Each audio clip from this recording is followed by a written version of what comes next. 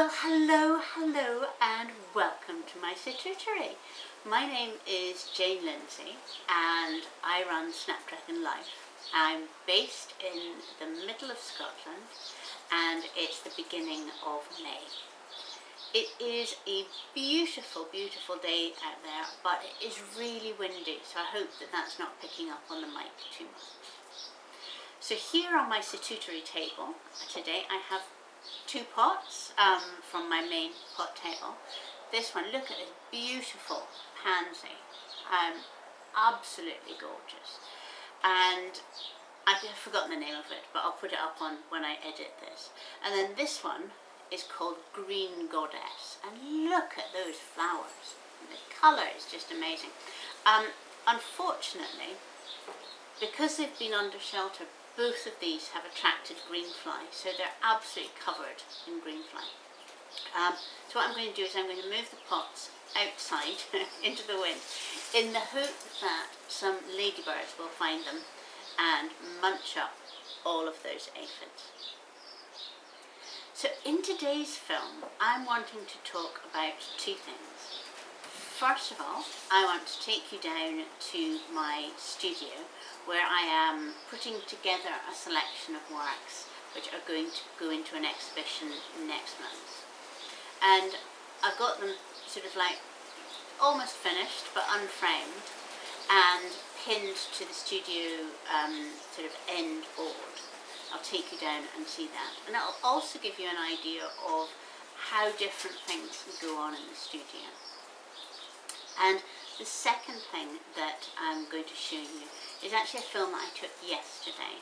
I went over to Edinburgh for the private view of an exhibition of my good friend Christine MacArthur.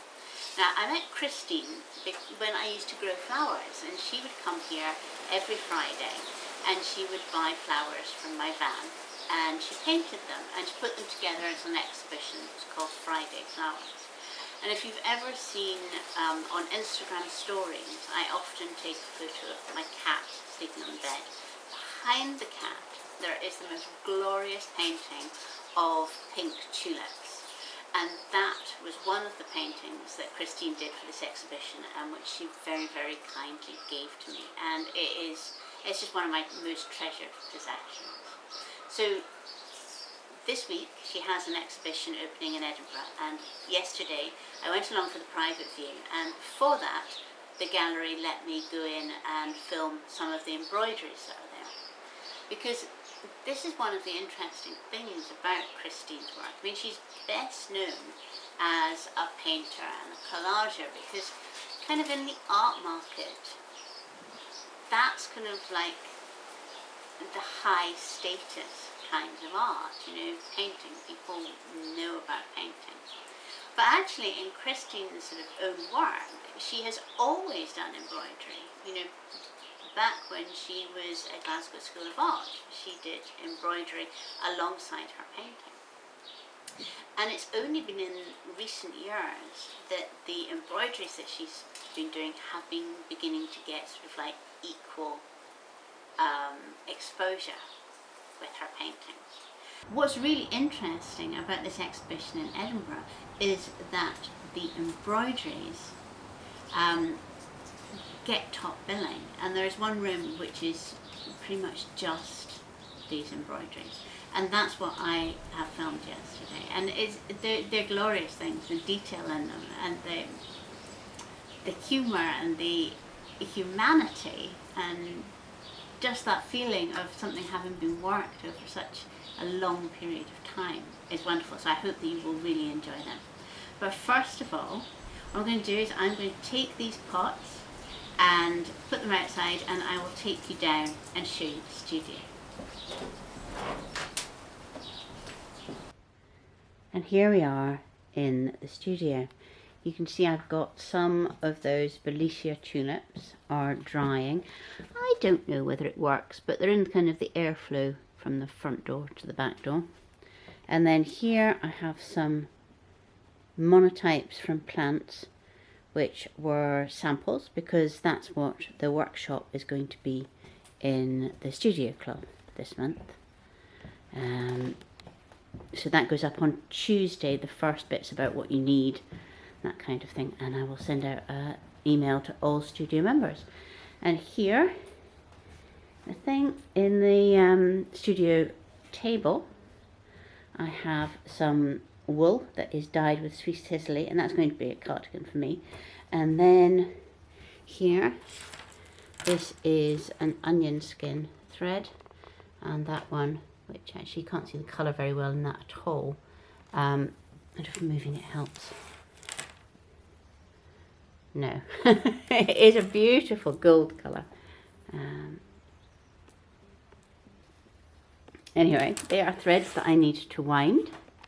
And over here is the wall where I'm putting things that I might have in the exhibition. So this is my newest piece. And it is Sweet Sicily on to an old tablecloth and then made into a kind of a 9-patch. And I wanted to see the difference between the dark kind of mordant and the light one, and also to have a little bit of a change. So that is why there's one white patch. And up in this bit, you can see that's pretty much finished. It's all bound, and all of the tiny, tiny stitches, you can see them.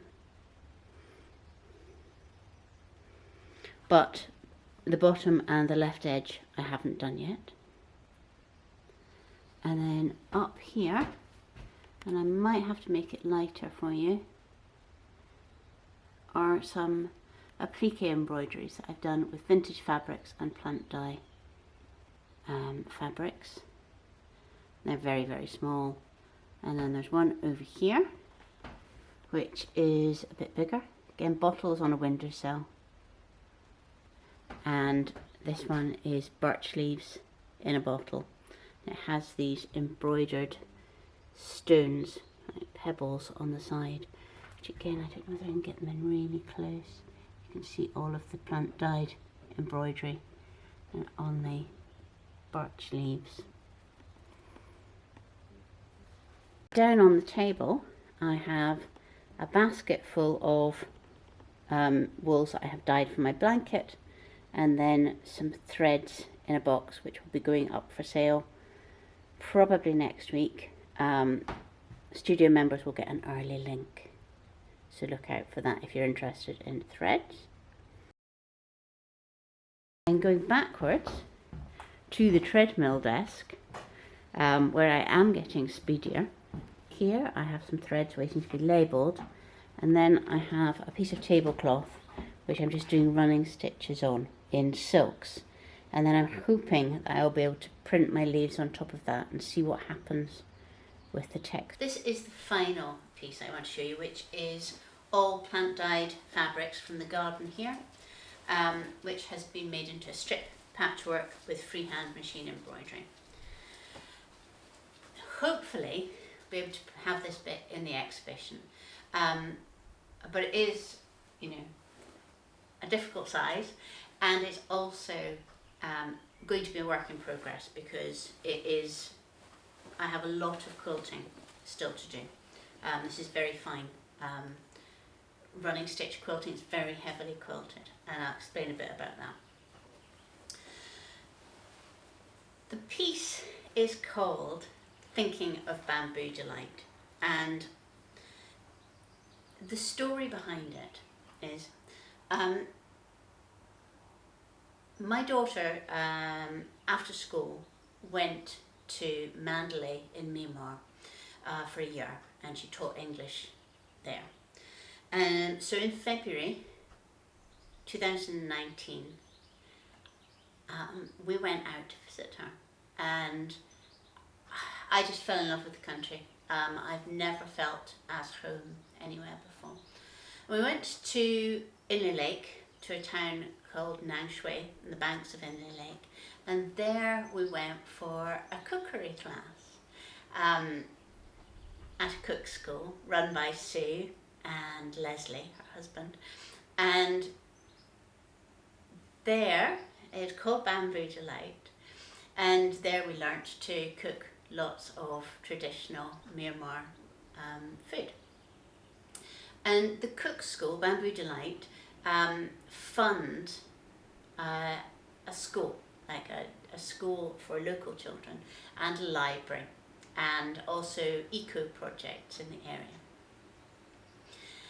And so sort of like when we came home, we continued to sort of support the charity. And then obviously Myanmar, there was a military coup there, and the people became incredibly oppressed. It was very, very difficult to get information about what was happening in the country. The internet went down, you couldn't get money in or out of the country. It was really, really difficult to do more than sit, from a Western perspective, to just sit and write, letters of protest and send good thoughts. Now, the military dictatorship is still there, the oppression is still there, but it is now possible to fund charities within the country through Give Asia.